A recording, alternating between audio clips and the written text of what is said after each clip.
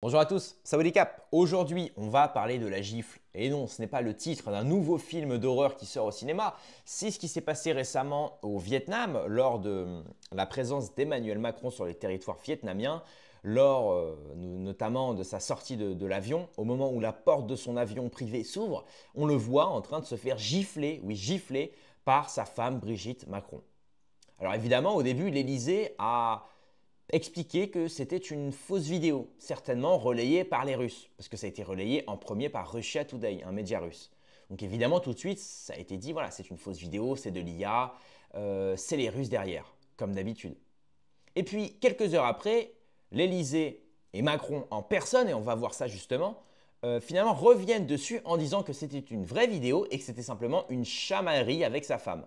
Donc, on a la preuve en direct que l'Élysée a menti aux 70 millions de Français. Ils ont menti en disant que la vidéo était fausse, relayée par les Russes avec de l'IA, pour ensuite nous dire que finalement la vidéo était vraie et que c'était une simple chamaillerie avec sa femme. Sa femme. Tu m'as compris. Bref, excusez-moi. Donc, avant de commencer cette vidéo, mettez un like, abonnez-vous, ça me soutient énormément, chers amis, et un petit commentaire. N'hésitez pas à noter, par exemple, ma coupe de cheveux aujourd'hui. Voilà. Bon, ouais, mettez ce que vous voulez, hein, voilà, ou notez ma paille, les frères, voilà. Allez, on commence donc avec l'extrait de BFM TV. Mais c'est une chamaillerie. Emmanuel Macron réagit à l'image où l'on voit Brigitte Macron lui donner un coup au visage à la descente de leur avion au Vietnam. En ce moment, je suis en Thaïlande, je suis pas très loin d'Emmanuel Macron, c'est bon à savoir. Ne vous inquiétez pas, cher Élysée, je ne vais rien faire. Je ne prévois pas d'aller au Vietnam. Bref, allez, c'est parti, on se regarde ça. On n'est pas totalement dans le même registre de discussion que ce qu'on vient d'avoir. Alors, il y a une dizaine de jours, il y avait une vidéo totalement authentique. Je retirais un mouchoir de la table. Et donc, c'était un sachet de drogue que nous partagions avec le chancelier Merz et le Premier ministre Starmer. Je crois qu'il y a 8 jours, il y avait une vidéo totalement authentique où j'étais en train de serrer la main et main restée ensemble avec le président Erdogan, et ça devenait une fameuse clé turque où mon doigt était saisi, et c'était soudain l'expression d'un rapport de force géopolitique qui disait beaucoup de la France. Et là, une vidéo qui ouvre, nous sommes en train de nous chamailler et plutôt de plaisanter avec mon épouse, et là, je suis surpris par cela, devient une espèce de catastrophe géoplanétaire où certains sont en train même d'avoir des théories pour expliquer, voilà, tout ça c'est un peu n'importe quoi. Les vidéos sont toutes vraies. Après, il y a parfois des gens qui les trafiquent, mais on fait dire à une vidéo beaucoup de bêtises. Sur ces 3 vidéos, j'ai ramassé un Kleenex, serré la main à quelqu'un et juste plaisanté avec mon épouse comme on le fait assez souvent. Ni plus. Mais moi je vous dément rien du tout. Je vous dément rien du tout. Je vous dis juste que voilà, tout ça est un peu dans le monde où on vit. Je pense que on n'a pas tellement de temps à perdre, et je vois beaucoup de maboules passer leur journée à expliquer sur toutes ces vidéos des interprétations. Je vous le dis, moi ça fait 3 semaines, si vous faites l'agenda international du président de la République française, de Kiev à Tirana jusqu'à Hanoï, il y a des gens qui ont regardé des vidéos et qui pensent que j'ai partagé un sac de cocaïne, que j'ai fait un mano à mano avec un président turc, et que là maintenant je suis en train d'avoir une scène de ménage avec ma femme. Rien de tout ça n'est vrai, pourtant ces 3 vidéos sont vraies. Donc il faut que tout le monde se calme et surtout s'intéresse au fond de l'actualité. Voilà. Mais je le dis avec détachement, parce qu'à la fin, c'est pas grave. Mais ce qui m'importe, c'est qu'on ait aussi un rapport à l'information et à la vérité pour nos compatriotes. Parce que sinon, tout ça tourne. Je ne parle pas de vous, je parle après de l'usage qui en est fait dans les réseaux et la manière de détourner une vidéo. Et parfois, chez certains aussi, de la déformer. On rajoute parfois des petites cuillères. J'ai découvert les choses à cette occasion. Il n'a pas une perruque, Emmanuel Macron, n'empêche? Regardez comme ça, là. Parce que je crois que son père, il a une big calvasse, et ça ne m'étonnerait pas qu'en fait, il ait une calvitie, et qu'en fait, là, il ait une perruque pour pas salir son image, quoi. Enfin bref, c'est une petit détail. Alors, comme vous le voyez, Emmanuel Macron, donc, il réagit à cette fameuse vidéo de la gifle. D'ailleurs, j'ai fait une vidéo hier à propos de cette vidéo-là. Donc là, c'est juste hallucinant, parce qu'effectivement, il y a des gens qui ont donné des doubles sens à cette vidéo-là. Et c'est normal. C'est normal, parce que nous, tu nous donnes à manger, hein, Emmanuel Macron, hein. Je veux dire, tu te chamailles avec ta meuf. Alors que tu es sur le point de sortir, il y a des caméras braquées sur toi, tu le sais très bien. Qu'est-ce qui se passe là? Heureusement que c'est une gifle, hein. Vous imaginez, on aurait vu l'inverse? Enfin, on aurait vu autre chose. Je sais pas, tu sais, Manu avec le froc baissé comme ça. Vas-y, Brigitte, vas-y. Non, mais excusez-moi. 3 jours sans café, j'en peux plus.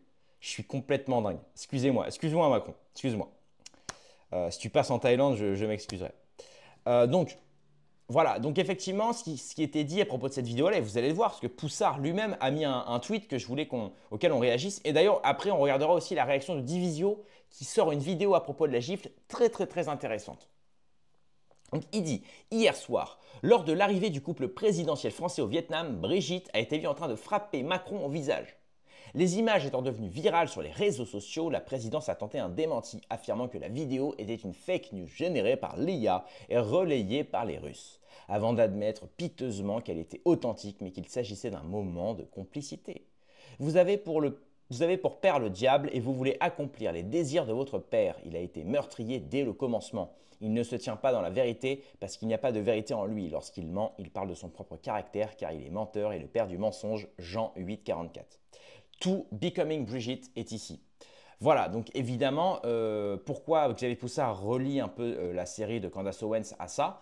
Parce que Candace Owens, elle avait émis justement que Brigitte Macron avait un rôle, pas d'épouse avec Emmanuel Macron, elle avait un rôle maternel, voire paternel, et même d'ascendant psychologique sur lui. On parle même que Emmanuel Macron serait peut-être sous MK Ultra, qu'Emmanuel Macron aurait été pris très jeune, parce que vous n'êtes pas sans savoir que Emmanuel Macron a connu Brigitte quand il avait 14 et qu'elle en avait plus de 40, quand elle était prof de théâtre.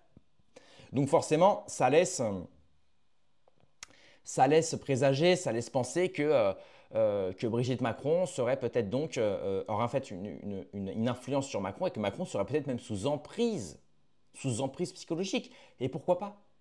Genre, il y a des tonnes de femmes, 10-15 ans après, elles portent plainte contre des mecs pour VIOL, pour justement en disant j'étais sous emprise, en fait j'ai pas voulu vraiment faire l'amour avec lui, puis il m'a forcé, ou alors il m'a fait faire des choses que je voulais pas. 10 ans après, elles se souviennent, tu sais.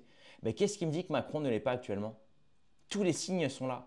Tous les psychologues, tous les psychanalyses, tous les experts en couple le disent.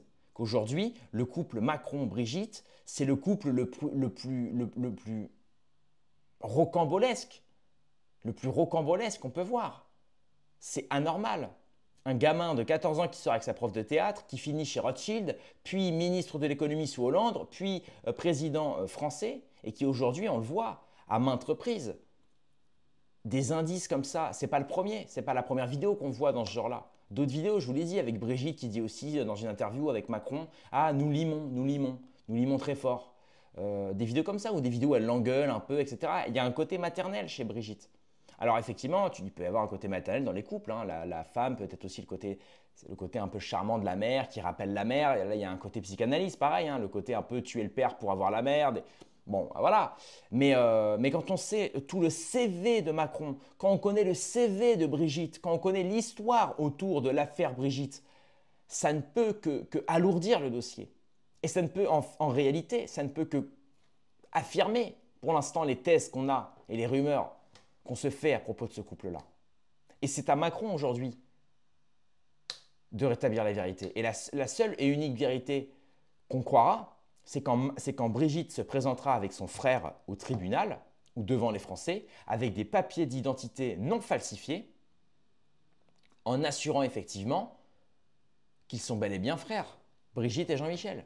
Et que Macron avoue bel et bien, et notamment en présentant aussi des photos de Brigitte durant sa grossesse. Non pas avec Macron, mais avec son ex-mari, M. Ozière, qui, je le rappelle, était un banquier de la Haute à Amiens. Enfin, de la Haute, j'abuse, mais c'était un banquier à Amiens. Et comme par hasard, Brigitte, elle ressort avec Macron, et Macron, il finit banquier. Hein, t'as compris. Hein. Donc voilà, Philippot, pareil, il dit l'Élysée commence par démentir en parlant d'une fausse vidéo avant de reconnaître qu'elle est vraie, mais qu'il s'agissait d'un moment de complicité. L'Élysée a donc commencé par mentir, preuve sous nos yeux. C'est hallucinant. Ensuite, il y a une petite photo, voilà, assez marrante, hein, entre une photo de Brigitte à la plage il y a quelques années et une photo là un extrait d'une vidéo de Brigitte il y a quelques jours où elle donnait un séminaire sur le théâtre. Regardez, la paire de 1, ce n'est pas la même. Alors, je sais que c'est chez les femmes, bon, selon l'âge, etc., la poitrine peut grossir, rétrécir, etc. Mais là, c'est quand même hallucinant. La meuf, elle a pris, je sais pas, là, à l'époque, elle devait faire du 10A. Là, elle fait du 95D, la meuf. C'est limite si ça me donne pas la trique, quoi. Je rigole. Je plaisante. C'est une blague, c'est de l'humour, etc. C'est un sketch. Non, parce qu'on sait jamais, hein. Ce serait con de passer au tribunal pour avoir dit que Brigitte avait des bobzaises. Non, mais c'est vrai, les mecs. On finit cette vidéo sur Fabrice Divisio, qui dit que la baffe de Brigitte Macron en dit long sur le pouvoir. Et c'est ça le plus intéressant, à chaque fois. Ce qui est intéressant, ce n'est pas la baffe. Ce qui est intéressant, ce n'est pas la rumeur autour de Brigitte et de Jean-Michel. Ce qui est intéressant, c'est toujours ce qu'on essaye de cacher derrière cette rumeur, ou ce qu'on essaye de cacher derrière ce qu'on peut appeler de faits divers, ou de chamaillerie, ou de... C'est ce qu'on cache derrière. Bien évidemment, c'est le non-verbal. Regardez bien. Petit retour sur la baffe présidentielle. Petit retour. Non pas celle qu'il donne depuis 10 ans, mais celle qu'il s'est pris par sa femme en 10 secondes. Emmanuel Macron débarque au Vietnam. Brigitte Macron lève la main, elle le touche. Sur les réseaux, évidemment, on s'enflamme, comme d'habitude. Des moqueries, tout ce que vous voulez. L'Élysée dément. C'est l'intelligence artificielle, c'est les Russes. Ok. Puis finit par reconnaître. Oui, oui, c'est bien réel, mais c'est une chamaillerie de couple. Et Macron s'emporte. Les gens sont ma boule. Acte 1. Acte 2. Oui. Un président qui contrôle absolument tout, le cadrage, le silence, les plans, les discours, et qui pourtant s'effondre dès qu'une image lui échappe. Platon distinguait, si vous vous souvenez, le roi philosophe de l'homme de spectacle. Et en fait, ici, le roi est metteur en scène. Ni plus ni moins. Dès qu'il n'a plus la main sur son image, il s'indigne. Le plus troublant, ce n'est pas qu'on l'ait vu, c'est qu'on ait vu ce qu'il ne voulait pas qu'on voit, même si c'était là. C'est curieux, à l'heure des caméras algorithmiques et de cette volonté de surveillance de masse, c'est clair. Le seul que nous n'aurions pas le droit de surveiller, en tout cas qu'il serait interdit de voir ou de regarder, c'est Emmanuel Macron lui-même. Alors ensuite, au lieu de se taire et de prendre de la hauteur, de passer, de rester président, il commente, il répond, il s'explique, il insulte. C'est le syndrome du roi qui veut rester influenceur. Ne jamais laisser la parole aux autres, surtout pas quand elle parle de lui. À force de réagir à tout, il ne gouverne plus. Il se contente de s'exposer. Il est devenu un influenceur de réseaux sociaux. Et surtout, on montre ce qu'on voulait cacher, c'est qu'on est touché. Et qu'au fond, le vrai problème n'est pas ce qu'on a vu, mais le fait qu'il y ait un désamour du président de la République, probablement jamais égalé dans l'histoire de la Ve. Macron ne se fâche pas comme un homme d'État, il réagit comme un enfant blessé. Ce n'est pas le peuple qui l'insulte, c'est l'image qu'il renvoie qui le blesse. Il n'y a plus de distance symbolique, plus de hauteur, juste un ego totalement surexposé qui réclame qu'on lui rende justice pour un plan de 1 seconde et demie. Mesurez que sur un plan d'1 seconde et demie, Emmanuel Macron en déplacement officiel prend la parole plus que le plan lui-même pour de nouveau démentir, s'expliquer, insulter. Cet homme n'est plus président de la République, il est influenceur, et encore, influenceur en perte de notoriété. Bravo, 20 sur 20. Il a tout dit. Il a tout dit. Macron aujourd'hui, c'est ça, c'est l'enfant roi, et plus que ça, c'est l'enfant blessé. L'enfant blessé, pas parce que lui, il a déçu, pas parce que lui, parce qu'en réalité, un homme avec un ego normal, un homme, un vrai, au vu de ce qu'il fait au pouvoir aujourd'hui, déjà dès 2018, il se serait rendu. Avec tout ce qui s'est passé avec les Gilets jaunes, normalement, quand tu sais que ton peuple ne te veut plus, tu dis, bon, vous ne me voulez plus, je m'en vais. Je serai très certainement utile autre part. Un vrai homme, c'est ça. Hein. Et ça, il n'y en a pas beaucoup, parce qu'évidemment, une fois que tu as accédé au pouvoir, pourquoi te retirer? Le peuple ne t'aime pas, mais tu t'en fous, tu as le pouvoir. Tu es au-dessus d'eux, tu es supérieur. C'est vrai. Donc finalement, et c'est ça aujourd'hui, c'est qu'aujourd'hui, Macron, il n'est même plus dans ça, il n'est même plus dans l'honnêteté, il est dans son image maintenant. Il veut garder une image de « mais c'est fini, c'est fini ». Effectivement, là on voit, il qualifie les Français de maboules, ou du moins il qualifie ceux qui osent dire que bah, se faire gifler par sa femme ou une chamaillerie avec sa femme en direct quand tu arrives dans un pays à l'étranger. En plus, c'est pas comme si il avait été pris dans sa villa de vacances à je sais plus où, là, dans le nord, je crois, dans sa piscine. Bon, voilà, il s'amuse avec sa femme, puis il y a un paparazzi qui prend une photo. Non, là, c'est pire. Tu arrives dans un pays étranger dans lequel tu représentes la France, tu représentes tout le peuple français, tu représentes la diplomatie française, tu représentes le plus haut grade français qui est le président, la présidence. Et la première image qu'on voit de toi au Vietnam, c'est toi en train de te faire chamailler par ta femme. Ta femme en plus qui a quoi? Qui a 80 ans, t'en as 40 mec, t'en as bientôt 50, allez. T'as 30 ans de différence avec ta femme elle te fait des chamailleries comme ça. Il y a 3 semaines, enfin il y a 3 mois, il y avait des rumeurs de transsexualité au niveau de ta femme. Il y a des rumeurs que le mec est sous MK Ultra, qu'il soit un proche des Rothschild. Enfin tu vois, il n'y a rien qui va. Il n'y a rien qui va. Et le mec ne parle aucunement de ça, quoi. Jamais. Et le mec à la place, qu'est-ce qu'il fait?